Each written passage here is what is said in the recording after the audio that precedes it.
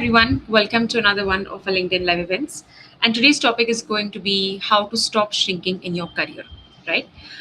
Before I start, I'll just quickly see if my internet is working fine. And for those of you who are not aware, last weekend we just completed our absolutely amazing 3-day masterclass on Unblocked, which was a career design masterclass.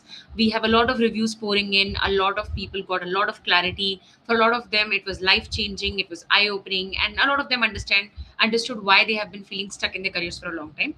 So if you are currently feeling confused, stuck, and just feel foggy about where your career is going and you're unable to pinpoint as to how to move forward, right, you can simply go and access the masterclass in the feature section of my profile, or you can also DM me unblocked, and I would be happy to give you the access.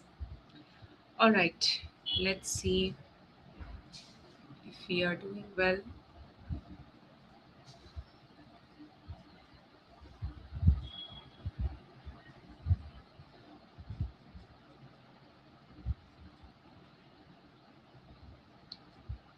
Okay, I think we are fine. Yes, we are doing fine. Let's start. Now, today's topic is why you are shrinking in your career and how do we stop that. Now, before we begin with the conversation, we need to first understand what shrinking actually means, right? So, when you understand like a normal definition of shrinking, what does it mean? It means that you are becoming smaller and smaller. And that is exactly what you do in your career also. You don't become smaller in size, but you become smaller in your impact. You become smaller in the space that you take. You become smaller in your identity, your purpose, as well as your output as well, right? So shrinking means that in your career. Now, however, shrinking manifests differently. You may not even realize that you're shrinking unless and until you are doing your inner work, or unless and until you're sitting across a trauma informed coach who can point that pattern out for you, right? So let's first understand, what does shrinking really look like. Now, shrinking happens in two ways: visible ways as well as invisible ways. So there are visible ways where you can already feel that I am shrinking. However, there are also invisible ways that you may not even know that you're exhibiting, or you're unconsciously following or doing, that is resulting into shrinking. Now, why this topic is important is you have to understand that when you keep on shrinking, some magic or some magical hand does not come out to bring you out, or it does not bring out some sort of a talent or some sort of visibility in you. You have to understand that when you're working, be it in a business or a job, what gets visible is what gets paid. It truly does not matter how hard you're working in the background. If you keep staying in the background, you will either be underpaid, right, or you may never get paid at all. So you have to understand that what gets visible is what gets paid. In fact, what gets visible is what gets recognized. So if you are indulging in shrinking and you may think that, it doesn't, it's not really doing any harm to my career. First is, you may be very delusional, because you may not realize it. Second is that you have come to just simply accept a mediocre life. And third is that you haven't fully understood the impact of shrinking yet, which you will over a period of time, right? So you have to understand that shrinking does not work. Shrinking is something that you are doing because it feels safe, and we will talk about it. But shrinking will never ever do anything for your career, right? It will just make it worse. It will make you invisible. It will make you underpaid, and it will not give you the credit of what you are supposed to get and what you deserve to get. Now let's talk about some visible ways that you shrink. Okay, just give me 1 second. I will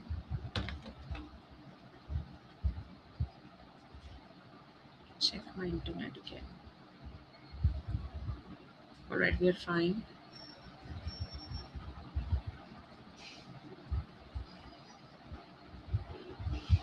Okay.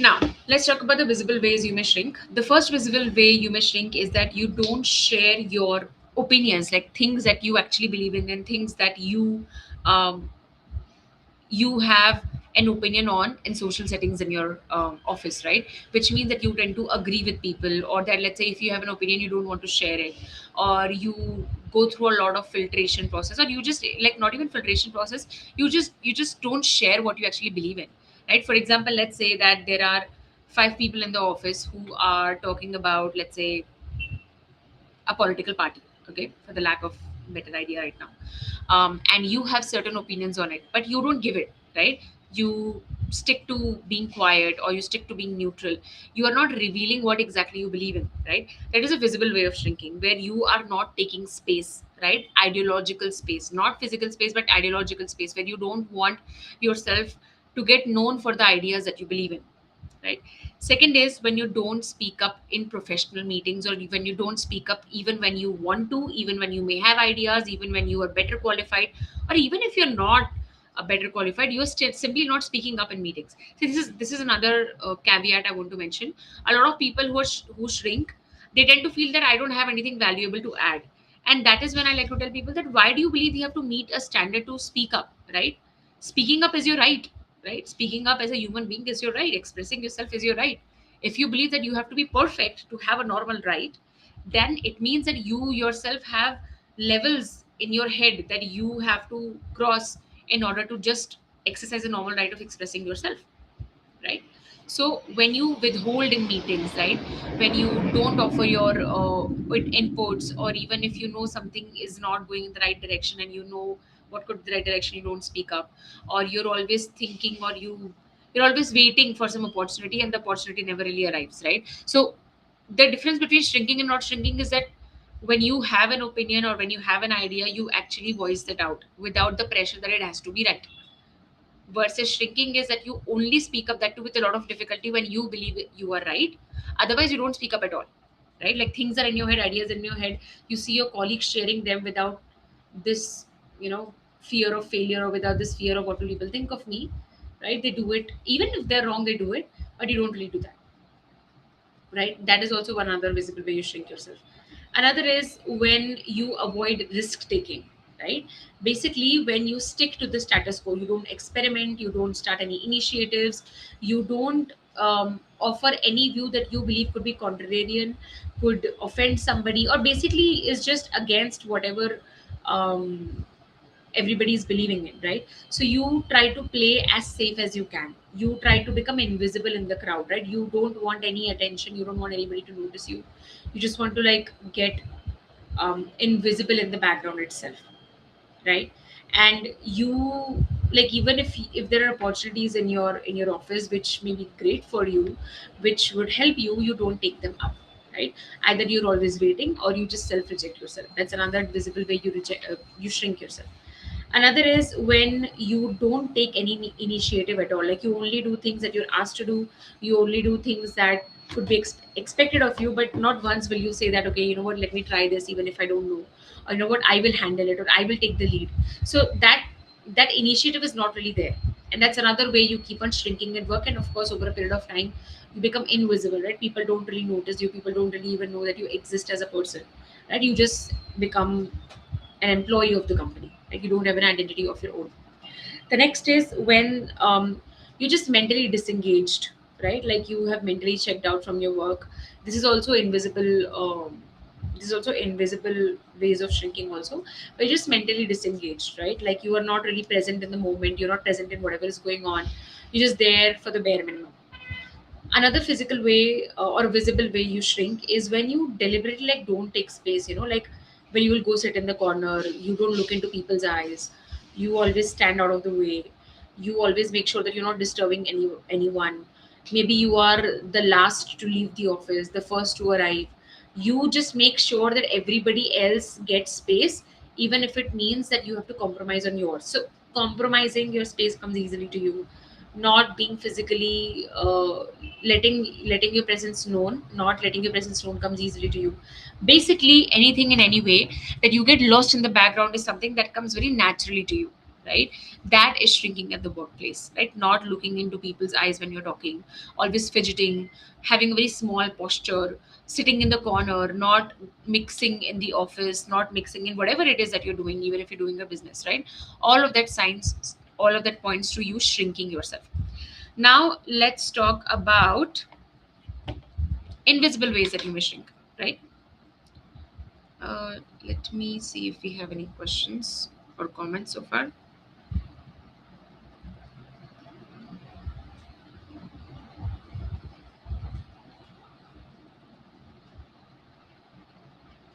Okay, let's go ahead. Now, Let's talk about invisible ways that you may shrink. Now, the first way that you may shrink is that you tend to doubt yourself a lot. You lack confidence in what you believe in and what you think. You're constantly doubting, am I right or am I not right? You constantly feel that you need to go through like 10 levels of checking whether what you believe in is right or not. So basically, you don't really trust your inner voice. You don't trust your own intuition, judgment about your own work, or not even just work in general. At work, you don't trust yourself. You are somebody who would rather speak about something when somebody already has spoken about it. So you don't want to lead, as I mentioned, and you don't want to really express yourself unless and until you have checked it 100 times. And as a result, what can happen is that even though you may have better ideas than other people, or you may have ideas that came first, other people may get credit for them because they had the confidence to act on them, they had the confidence to voice them, which you did not, right? That's one way you invisibly shrink yourself. Another is you censor yourself a lot, right? Like you make sure that your language is very polished. You don't allow yourself to speak your mind. You don't allow yourself to express what you really believe in, right? Your way of approaching your work is that I have to be very polished, I have to be very concise and precise, and I can't just be myself. So you think 100 times, let's say when you're writing an email or when you have to talk to your manager or talk to anybody, right? So there's a lot of mental conversations happening, so there's a lot of censorship there also. Another is when you are constantly afraid of judgment. You're constantly afraid that somebody will judge me, somebody will look down on me, somebody will say something to me. So as a result of it, you are very afraid of being yourself, right? You tend to conform to what everybody is doing. You may even unconsciously dress like that, you may unconsciously speak like that, you may unconsciously hold opinions that you did not have before like that, right? Because you are afraid of what will people think of you. So that's another invisible way you shrink yourself. Like you may not even be aware that you're doing it, but because that constant fear of judgment is always there, obviously it's going to manifest itself, right? Like if you are afraid, your body is going to react to that fear. And when you are afraid of judgment, obviously the automatic response of the body is to try to go the other way. That what can I do to become so saturated in the environment that I become invisible, or that if I agree to what everybody is saying, it would mean that people will not judge me, right? Another way is when you're emotionally disengaged, in the sense that you go to work and you just don't feel emotionally invested there. You don't feel emotionally invested in people that you're working with, in the work that you're working with. You do the bare minimum, or you do whatever is asked of you. There is no investment. There is no emotional investment. There is no emotional engagement there. Another way you may invisibly suppress yourself is identity suppression. So, see, all of us have a very unique way of being, a unique way of thinking, a unique way of feeling. Right? That's your identity, the culture you come from, the parents you come from, the house you come from, any every anything and everything that is contributed to your upbringing, contributed to your personality, constitutes to an identity, right? So because all of us have different parents, different upbringings, different family environments, we all are very unique, right? And that is why identity is so unique. Identity suppression is when you suppress unique things about yourself. For example, you may not dress the way you want to, you may not eat the way you want to, you may not hold opinions the way you want to, you may shy away from expressing what you truly believe in, or you may believe that I have to be something or someone else to get accepted, right? So all of this leads to identity suppression, which again is an invisible way of shrinking. Like you may not even be aware that you're doing it, right? You may not even be aware that I'm slowly, and you may think that I'm trying to mix with other people. But truth is that you don't have to become like other people to mix with them. You don't have to become like everybody to have a connection with everyone. That's an illusion, right? That's another way you're shrinking yourself because you're afraid of standing out. You're afraid of being yourself. So identity suppression is also a very big part of that. And how do you not suppress your identity is you basically be yourself unapologetically, right? For example, if you and I are sitting together in a group, and if I believe in an idea, and and I am not used to shrinking, I don't shrink, I will advocate it vehemently, right? Even though everybody may disagree, I would still advocate it.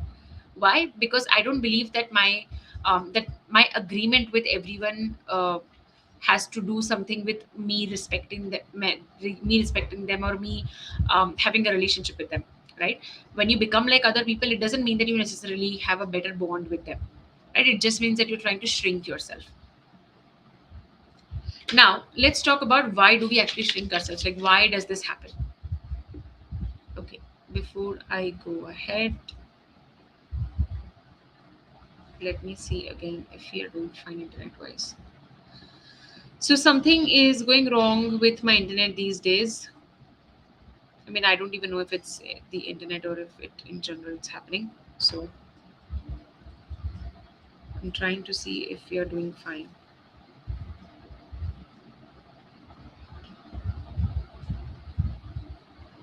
Okay, we're doing okay.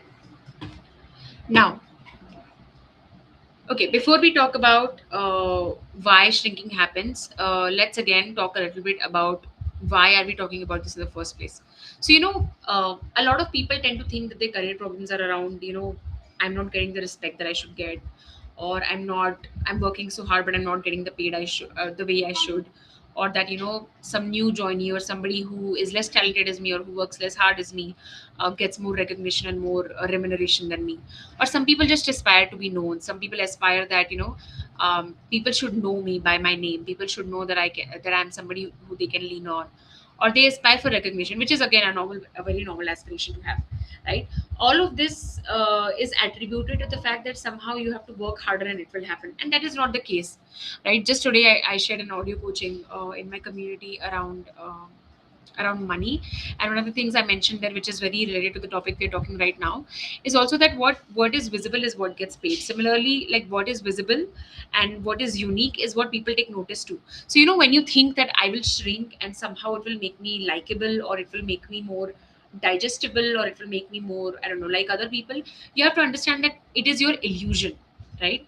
It does not fulfill your career goals of being known, career goals of standing out, because it is the people who stand out are the it is the people who stand out who gain recognition. People who are like a sheep, like they are always in the herd, they never get known, right? They are not the ones who are being paid attention to. They are not the ones who are being called. They are not the ones who are being remembered in meetings. And as you go farther up in your career, you have to remember that it is your reputation that decides which rooms you will be in. And if you want your name to be discussed in important rooms, discussed it within important people, you have to stand out, and you cannot stand out if you are always shrinking. See, initially, when you are a fresher, initially, when you are in the initial stages of your career, sure, you can hustle, and even to some point. But when you go farther up in your career ladder, I mean, both in your business and in your job, no matter where you are, it is your reputation that precedes you. It is your reputation. It is how well people know you. It is how you stand out that decides, whether people will prefer you or somebody else. So if you think that shrinking is going to do something for your career, let me burst that bubble. It will not. It will backfire very, very badly. People who have a certain reputation in their 30s or 40s, or who are known for their work, or who are called for things that other people are not, these are people who have dared to stand out, right? And the reason they have dared to stand out is because they have done the inner work and they've overcome the fears that stop them from standing out. But it is the people who stand out who get the most amount of opportunities. It is not the hardest worker, it is the worker that is most visible. And the sooner that you understand it, the easier it will be for you to move forward in life without holding it against other people. When you think that why are other people getting what they're getting in terms of remuneration or recognition, you have to understand that it is because they have an expansion in their identity that you do not have yet. Like, I'll tell you, once I was talking to somebody a while back, and she was from the US, and she was working in leadership position, and her basic complaint was that, Priyanshi, I am not known in my company. I work very hard, whereas there is a new joinee who just joined in, like, 5 6 months before, and suddenly everybody in my leadership team is fond of her and likes her, and she makes so many mistakes that people tend to give her chances, and I feel very resentful of that fact. So we spoke more and more, and then I asked her that what makes her not speak up for herself. She said that I'm not like that. Right? She told me that, Rianchi, I'm a very humble person. I don't believe in showing off. See, that these are the beliefs a lot of people hold. So I coached her. I made her understand that the beliefs that she thinks is so noble and pious, that she's a better person than the person who has just joined in because she's vocal, and this person, my client, was not. I made her understand that this is just a coping mechanism. So this way, you may have many beliefs. You may feel very tempted to judge other people that, oh, they are like this, they are loud, and that's why they're getting. You can do that all you want, but the truth is that they are visible and you are not. Now, it doesn't mean that you have to be cringe or you have to be loud unnecessarily. What it does mean is that you have to work on your confidence and visibility, right? And visibility does not mean that you are buttering somebody. Visibility is structured communication, talking about your work from a place of confidence, right? So That is what essentially gets paid. Now you can do whatever you want with this information. You can go back to your life and complain that, oh, I'm not like this, I'm not like this, I'm a better person. Some people have superiority complex. Unfortunately, it will not do anything. Or you can go back to your life and decide and ask yourself that I'm good at my work. Can I also become good at my confidence? Can I also become good at my self belief? Can I also become good at becoming visible? So you have two options, and that I leave it on you and on your own wisdom what you want to do with it. But please remember that putting your head down and working, this is a myth. It does not work, right? If you really want recognition, if you really want to stand out, if you really want a better pay, you have to be willing to have the confidence and the self belief to stand out. And that will only happen when you work on that. Now, we'll talk about how you can do that. Let's first talk about uh, why exactly do we indulge in shrinking in the first place, right? Just give me one moment.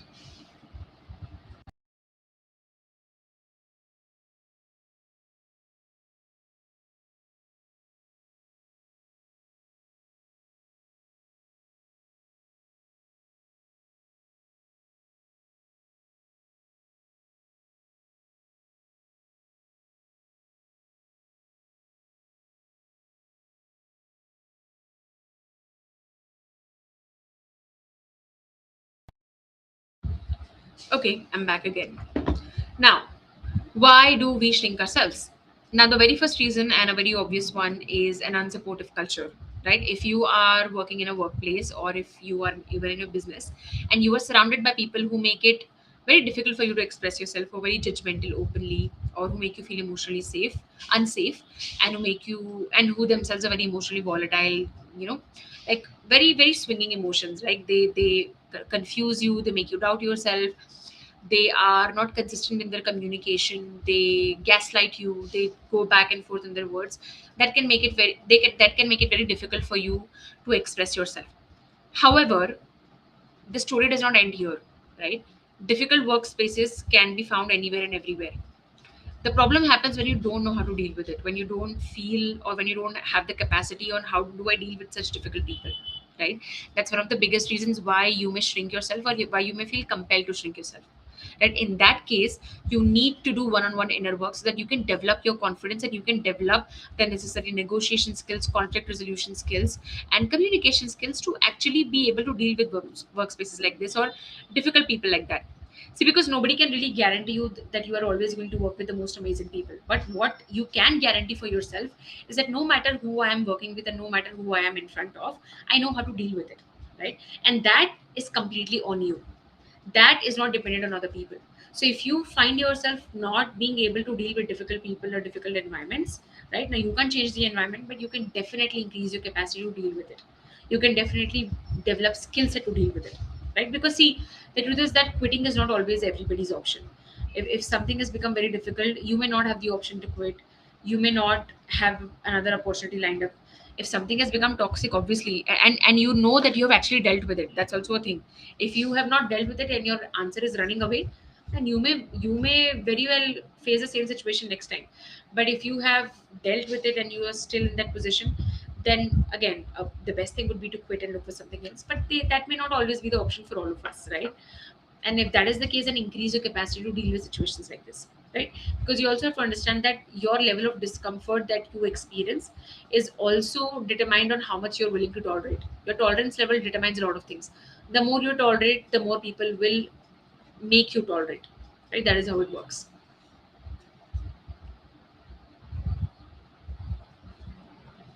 The next point is that when you're afraid of change, right?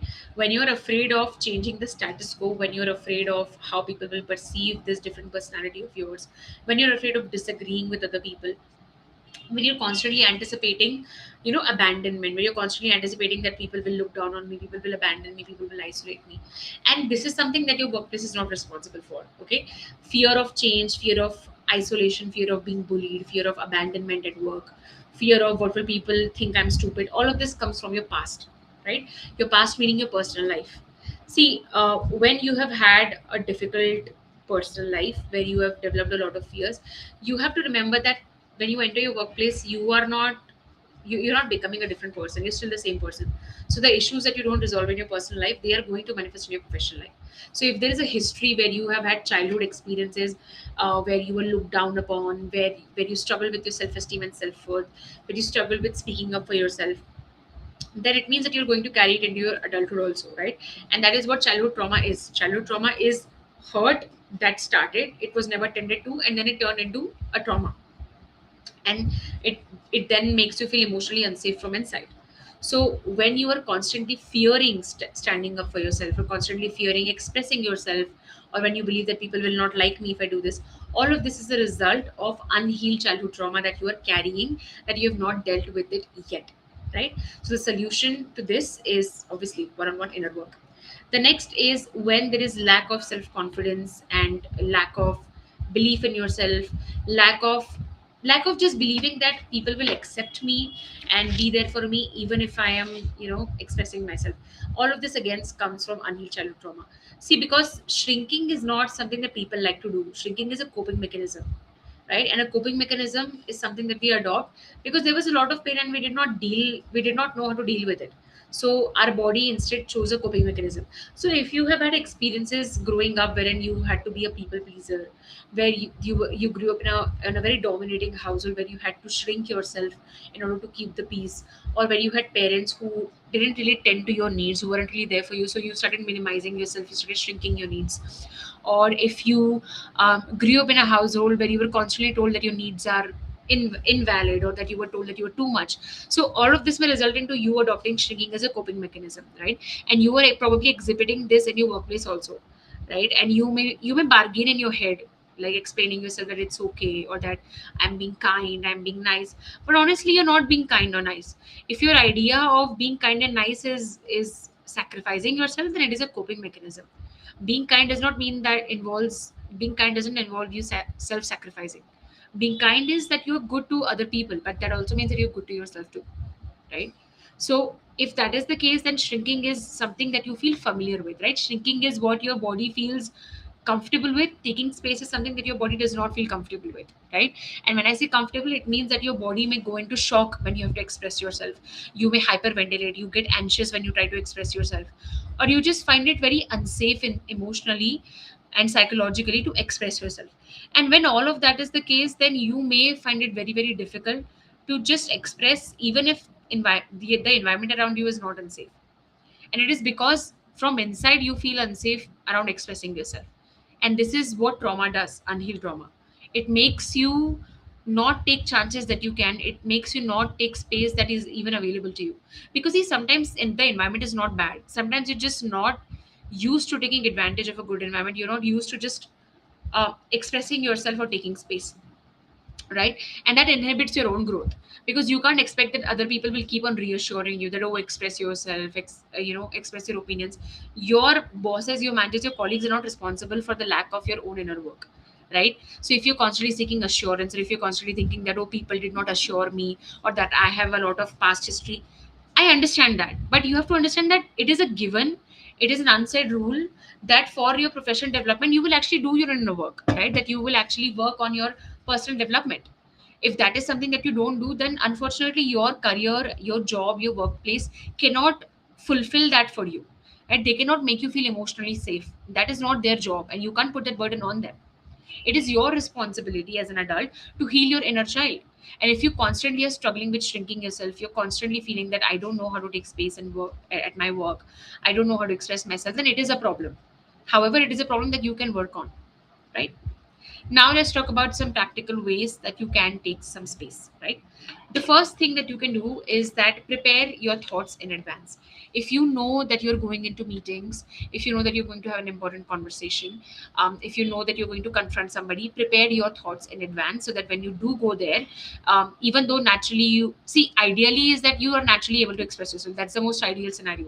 But if right now you're not there, and uh, I hope that you supplement it with inner work, because whatever I'm about to tell you, it is not a permanent solution. It is something that you can use on a day-to-day basis. The permanent solution is always one-on-one trauma healing work only, because that is when you will feel emotionally safe. When you're not emotionally safe, you will always have to rely on tactics. The thing with tactics is they work once or twice. right? But when you become dependent on them, then what it means is that if somebody asks you out of the blue something, you will again go into an anxiety mode. You will again feel that I don't know what to do. That is not what we want. So whatever I'm telling you about practical steps, you can start doing that. It will help you deal with things, but the permanent solution is only one-on-one trauma healing work, right? Now, as I said, prepare in advance for meetings, for difficult conversations, for conflict resolution, for a conversation about your salary, or for price increase if you are in business. Whatever it is that you want to do in terms of taking space, prepare in advance so that in that moment you don't feel unprepared. Second is a small activity that you can do. I call it 111, wherein you can express one thought honestly every single day. When you talk to one person every single day in a very honest way, where you express yourself, and wherein you express an emotionally honest exchange with somebody, either in a group or in one on one, right? So one emotion, one thought, and one exchange, right? So you talk to one person honestly. You make sure that at least one emotion in the entire day is something that you're expressing honestly. And if you have day-to-day meetings, you're going to express yourself at least once every single day, right? This is going to build up your muscle to express yourself. Again, building up muscle does not replace the inner lack of inner safety you feel. Okay, it is a practice. It is not something to rely or depend on, right? It's a lot like saying that, I will keep on eating unhealthy, and I will rely on exercise to make sure that I lose weight. It's not going to happen, right? The exercise may help keep, like, it'll help you avoid gaining excess weight, but it does not take away the um, already excess weight that you already have, right? So the excess weight that you're already carrying, for that you're going to have to focus on your diet. So this is a good practice, does not mean that you get dependent on it. Okay, the next is always believe facts over feelings, right? Whenever you have the urge to believe that people are judging me, people will not accept me, people will say this, people will say that, and yada yada yada, ask yourself, is this 100% factually true, right? Is this something that this person has done in the past? Is this something that will happen and I'm 100% sure of it? If the answer is no, then your job is to go and express yourself. Always make sure that you're paying attention to facts and not your feelings, because your feelings come from unhealed trauma. Facts is what comes from the present moment, right? The next is say your fears out loud in front of people more and more. So for a lot of people who shrink, the problem is that they think that I have to, I have to take care of my fears, and I cannot let other people know, right? And what I often tell my clients is that make other people know that you are actually afraid of something, and allow them to make space for you, right? So if, let's say, you are afraid of being wrong, just tell people around you that, you know what, I'm not sure if I'm right, but this is what my opinion is. So instead of putting the pressure on yourself of being right, what you can simply do is you can express yourself, and you can tell people around you that, you know what, I am genuinely struggling with this, right? Or that, you know what, I'm not really sure that I'm right, or that, you know what, I'm not really sure if this is the right approach, but this is what I believe. So instead of focusing on I will say the right thing, focus on this is what I believe in, right? And tell other people that this is what my reality is, that I'm not sure. When you do that, first is you give yourself the space to be either right or wrong, right? Second, you also take off the pressure from yourself, and third, you also allow other people to make space for you. So what you're having is, you're having real conversations, not polished and censored conversations, right? So tell other people more honestly and more openly what you're actually feeling, right? The next is talk to more and more people about your own fears on a personal capacity also. So if you have, let's say, a good reputation or a good rapport with people, if not in group, maybe start having more one-on-one conversations with people and share your feelings with them, and also take their input as to how they deal with it. See, one of the biggest problems of people who have unhealed childhood trauma is that they feel very isolated and alone. They feel that I'm the only one who has all the problems. They feel that I'm the only one who's dealing with and struggling with all of this, and that makes it even more difficult. So talk to more people about how do they deal with their fears, what do they do to work with it, and what do they do to, mitigate it or deal with it. That will make you realize, first is how other people are doing with it, so it will give you ideas. Second is, it will make you feel less alone. It's very very important that you have more human conversations, right? Instead of always focusing that I'm some perfect person. The last is do one-on-one inner work, because this shrinking feeling that you feel, it is the feeling of your inner child. It is a feeling of younger versions of you who had to adopt shrinking as a coping mechanism in the past because he or she did not have any other option. But the one thing as an adult that you have to do is you have to take responsibility of your inner child instead of letting that inner child be alone, right? It is the adult who drives the life, not the children. So if you're letting your inner child's nervousness and fear still drive your life, then you're not being a responsible adult to yourself. You're not being a good parent to your inner child. A good parent is somebody who takes responsibility, who learns, who creates an environment of growth for the children. Similarly, we all also have our inner children walking with us every single day. So your job is to create an environment of safety, create an environment where that child of yours, your inner children, can release their fears in a systematic and safe space. So make sure that you supplement any or other practical things that you do with inner work, because that is what will solidify and make this shift in your personality permanent. Otherwise, the problem with people is that they keep on dealing with the same issue again and again, over and over. They run in circles. Why? Because they are not permanently working on their identity, right? It is always just halfway. It is always some hack, some mindset thing, or some habit. You have to understand that you have to change on an identity level. The goal is not that you are always prepared. The goal is that even if you're not prepared, you're able to express yourself. That is how you truly become naturally confident as a person, right? And if you're somebody right now who's feeling stuck in your career, you are feeling that you don't know where to go, as I told you that we just got done with our unblocked masterclass, where we discussed career design in depth, and where we discussed in what capacities you could be feeling stuck and what you can do about it. So you can get access to that free masterclass.